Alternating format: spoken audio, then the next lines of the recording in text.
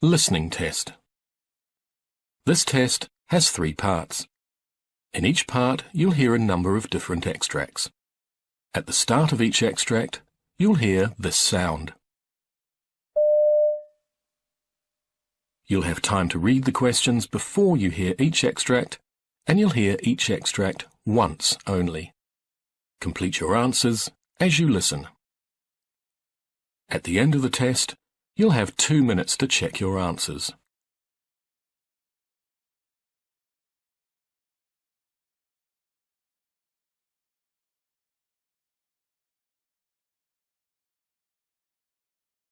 Part A.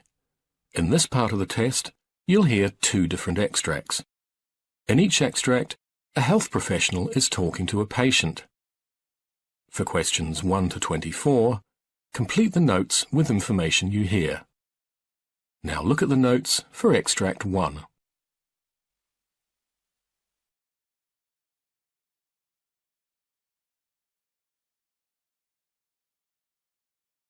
You hear a general practitioner talking to a patient named Sarah Gleason.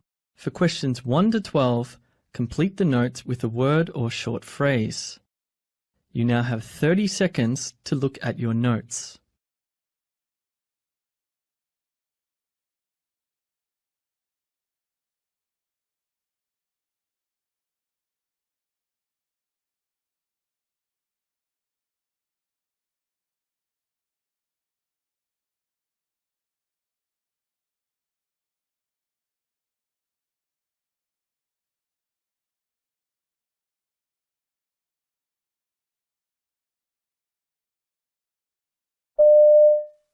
Sarah Gleason, come in, please, have a seat.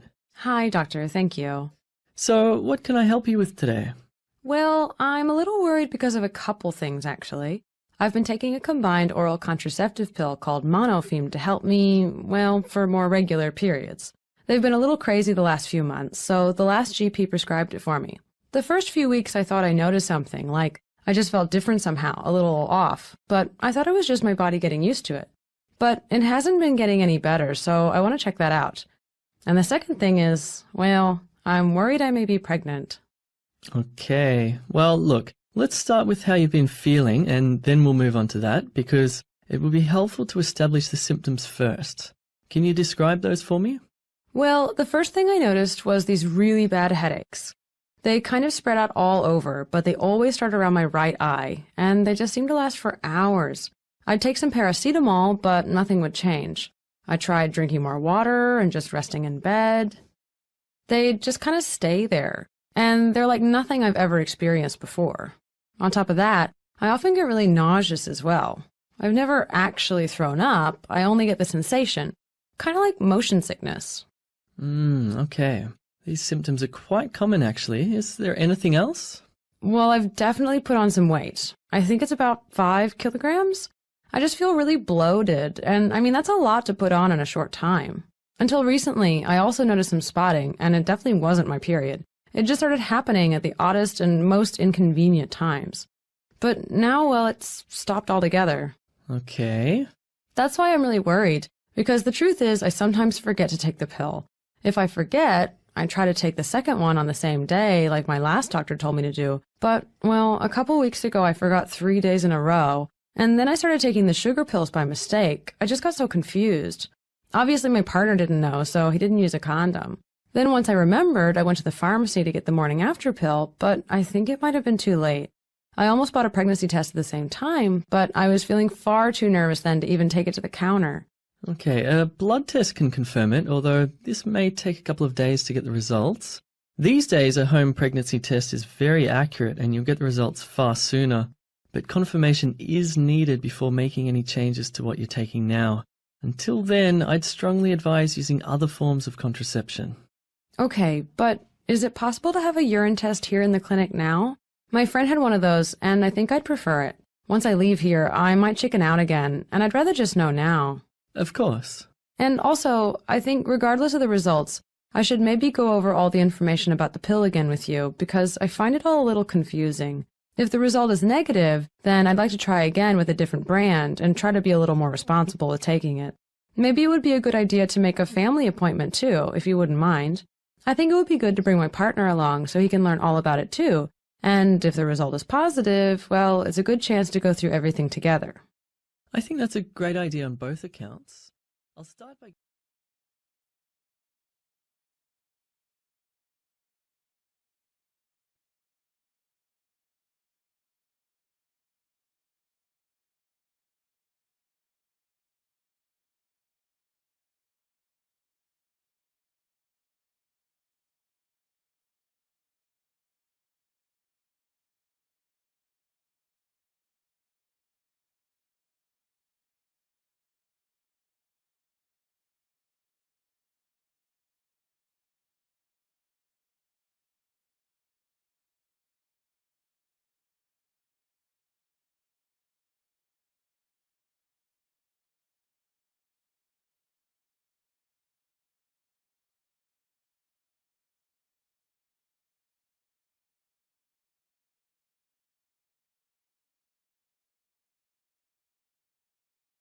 I'll start by giving you... You hear a urologist talking to a patient named Mark Jenkins. For questions 13 to 24, complete the notes with a word or short phrase. You now have 30 seconds to look at your notes.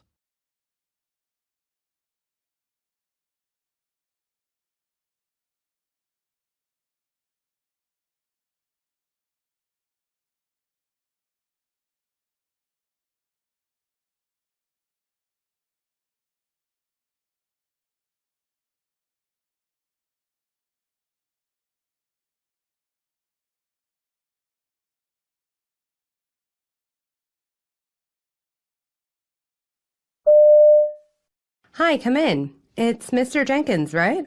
Yes, Mark's fine. Sure.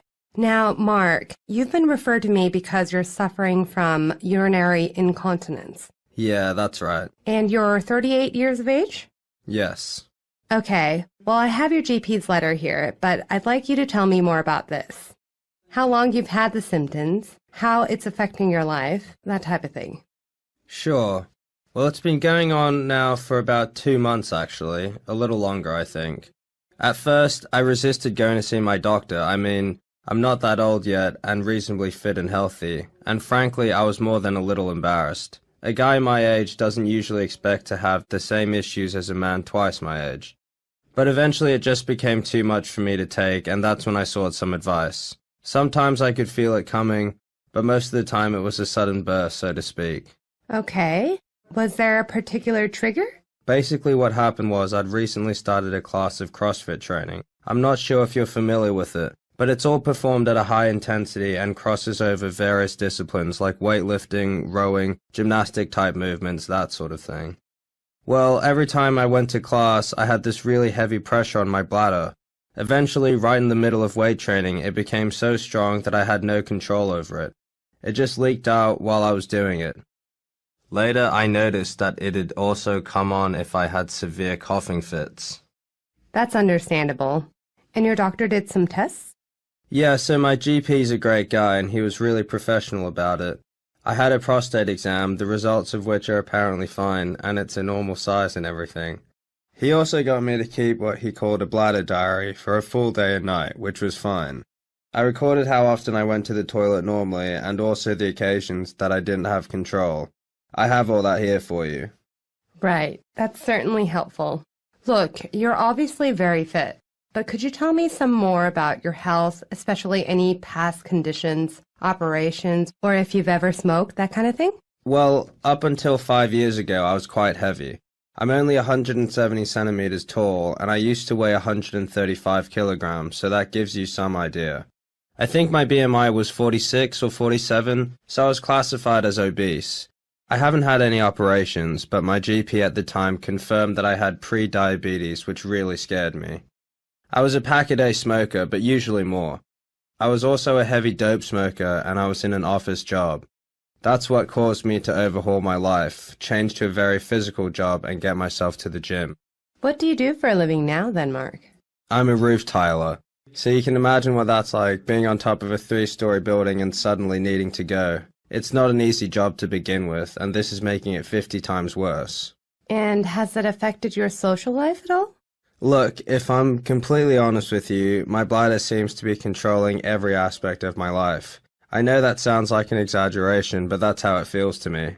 I've already lost a relationship over it, so now I'm single, but I'm still young enough to be out dating and all of that. But the fear that this condition has left me with means that I don't really meet friends very often. It's an enormous burden. I was stuck in a line at a bank the other day and had to leave with a very noticeable wet patch on my pants. I'm scared to leave my home. It can be very burdensome, I know. The good thing is you've taken steps to fix it. So what I'll ask you to do now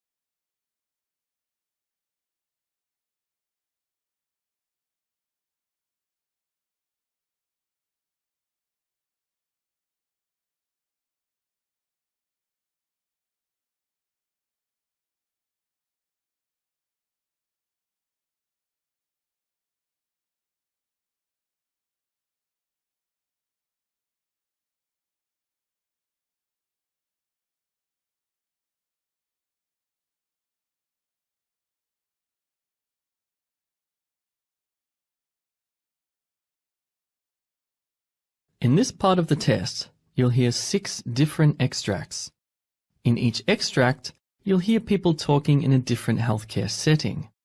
For questions 25 to 30, choose the answer A, B, or C, which fits best according to what you hear. You'll have time to read each question before you listen. Complete your answers as you listen. Now look at question 25. You hear a registered nurse explaining to a student the uses of a peak flow meter. Now read the question.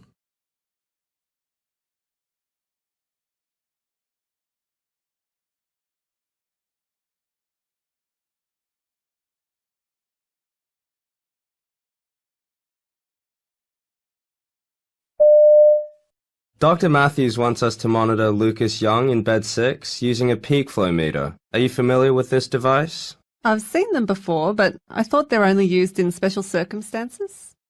In short-term monitoring, they can be very useful for a number of reasons.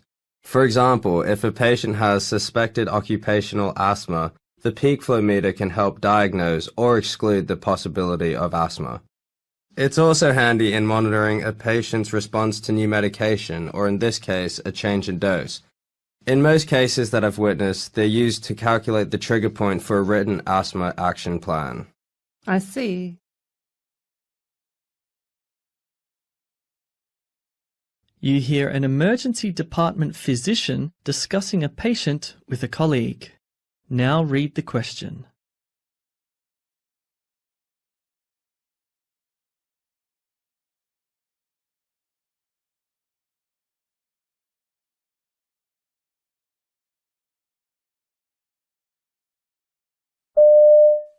In bed 5, we have Jason Burgess, a 6-year-old boy with a suspected accidental minimal ingestion of eucalyptus oil.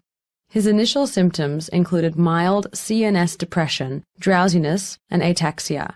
On admission, his breath smelled very faintly of eucalyptus. At the time of the incident, his mother was in the bathroom where there was an exposed bottle of eucalyptus oil on the vanity.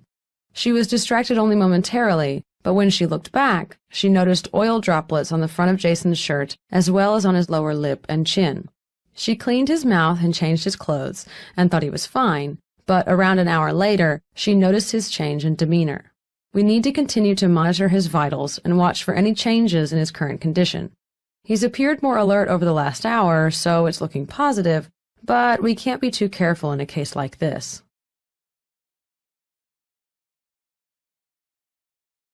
You hear a nurse educator briefing a student nurse about the importance of compression stockings. Now read the question.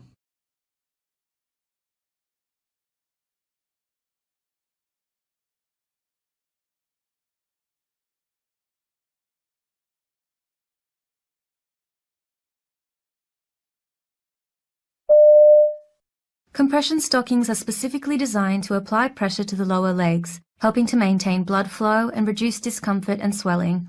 They fit very snugly to help the body's circulation, but that means they can be rather uncomfortable, so not all patients like wearing them. So does that mean all patients have to wear them? Not all, but we encourage their use for post-op patients and especially for particular conditions, such as Mrs. Jones in bed 6. Okay, so why is it so important for her? I was told they are very expensive. Mrs. Jones suffers from lymphedema, which is a chronic condition that causes swelling in the body's tissues, but particularly in the arms and legs. Compression stockings can help blood in the veins return to the heart, and a patient's health should never be compromised or impeded by cost-cutting measures.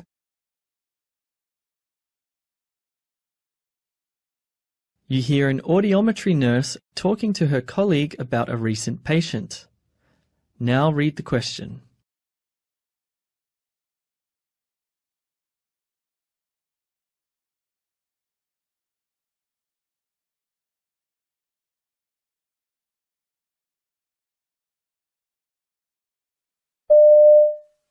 I just had another patient who works as a bartender and now has noise-induced hearing loss. That's the 3rd one this month. It's very common, but then it's their choice to work in that environment. Of course, but I doubt they go into it with the intention of losing their hearing. Surely the employer should be held accountable. Perhaps, but it's still a personal choice. Yeah, I guess. Plus, they earn more than us with all the tips they get. When was the last time we were given a tip for what we do? You don't expect to get tips, surely. Of course not. I'm just saying they get paid very well for what they do. They don't have to spend money studying, and they still do well for themselves. Yeah, true, but being paid well doesn't justify losing your hearing. I don't know. It seems like a fair trade to me. You hear a nurse giving instructions on subcutaneous injections to a patient. Now read the question.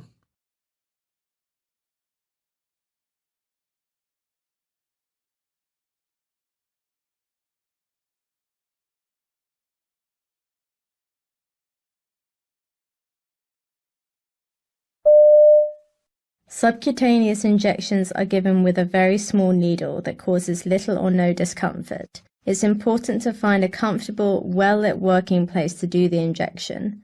Remember that preparations for each injection are as important as the injection itself. Plan to do your injection at the same time each day. Consistency is key.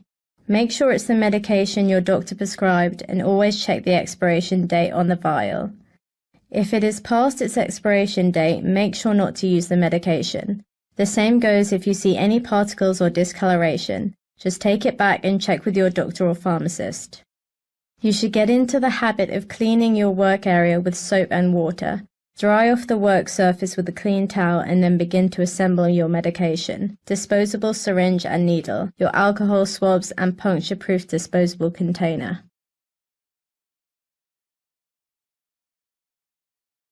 You hear 2 nurses at a training day discussing a lecture. Now read the question.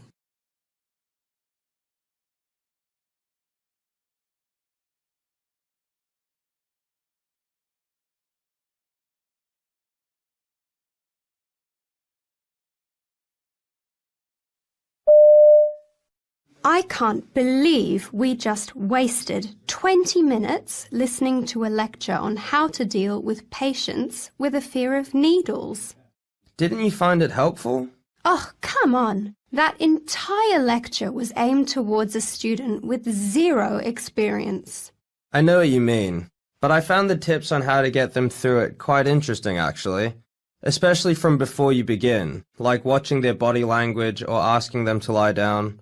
I mean, some patients faint before you even touch the skin.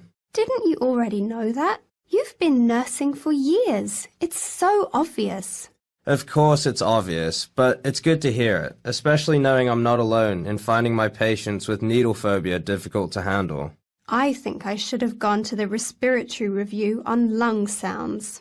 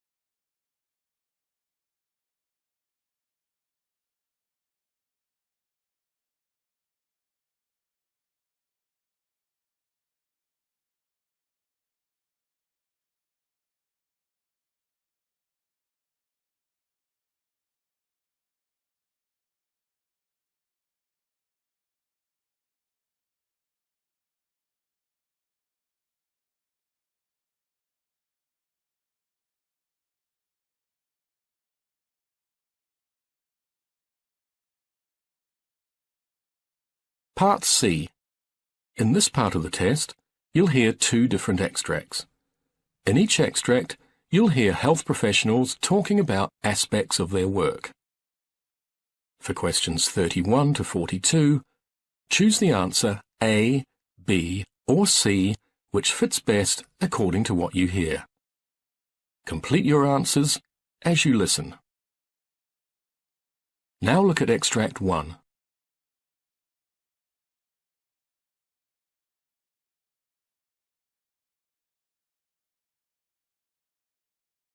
You hear a clinician called Jonathan Cross giving a presentation to a group of healthcare providers.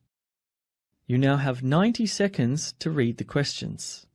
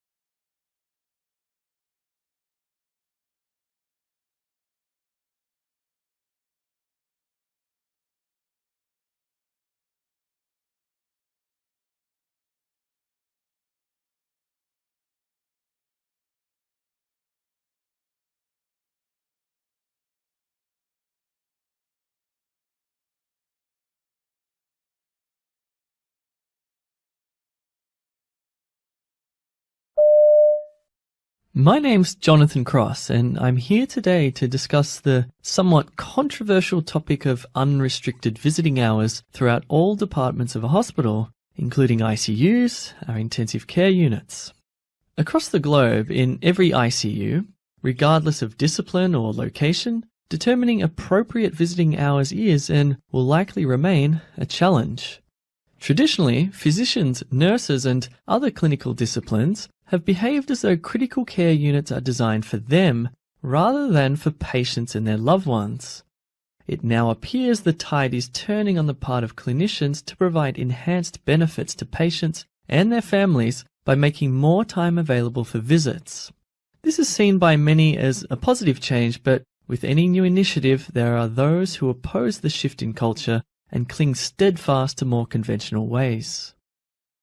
So what are the problems associated with open visiting hours?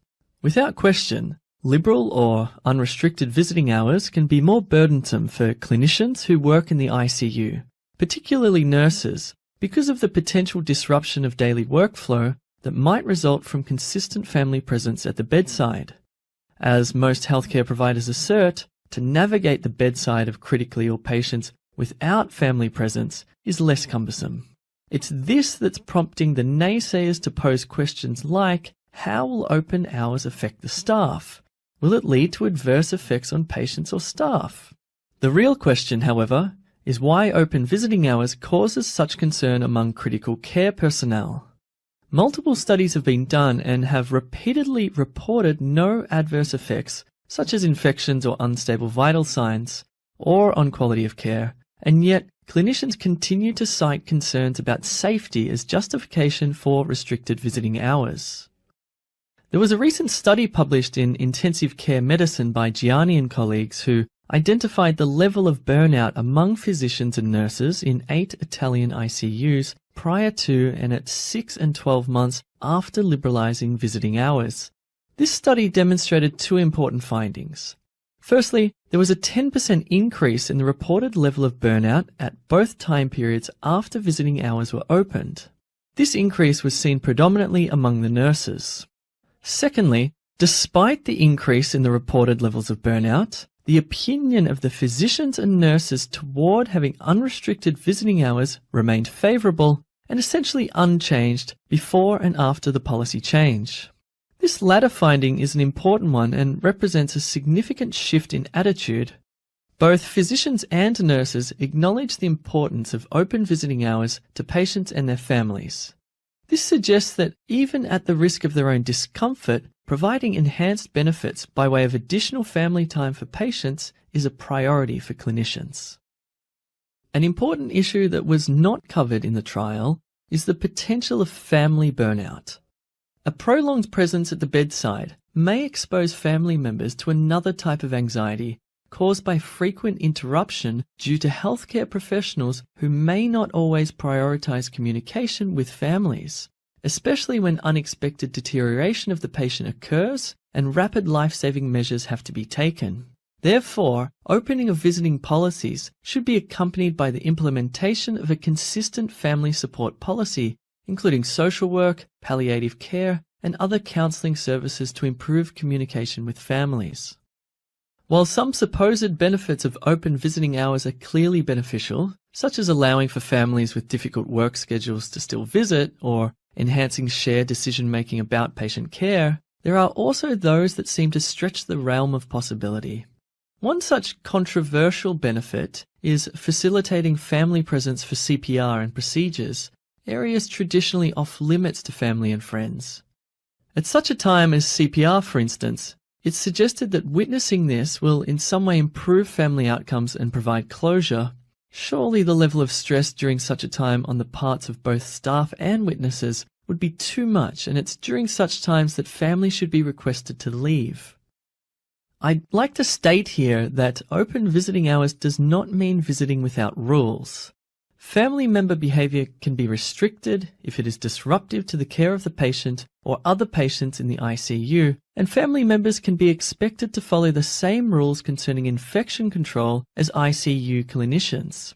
These are the facts. Administration as well as families must be educated to understand the demand that open visiting hours presents. clinicians must also continue to be supported. By doing so, we may just usher in a new era in which patient-centered, family-centered, and clinician-centered care can all be one and the same. As clinicians who are loyal to the interests of our patients, we owe it to them to provide them the kind of environment in which critical care and death have occurred for many years outside the hospital, surrounded by the people they care about the most, rather than by strangers.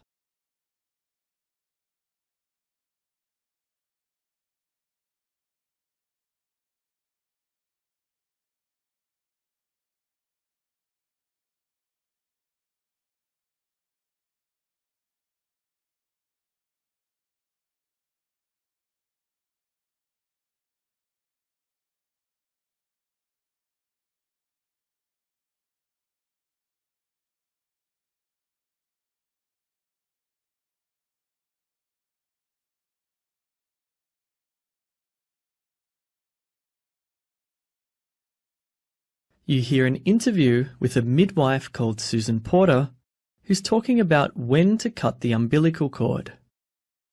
You now have 90 seconds to read the questions.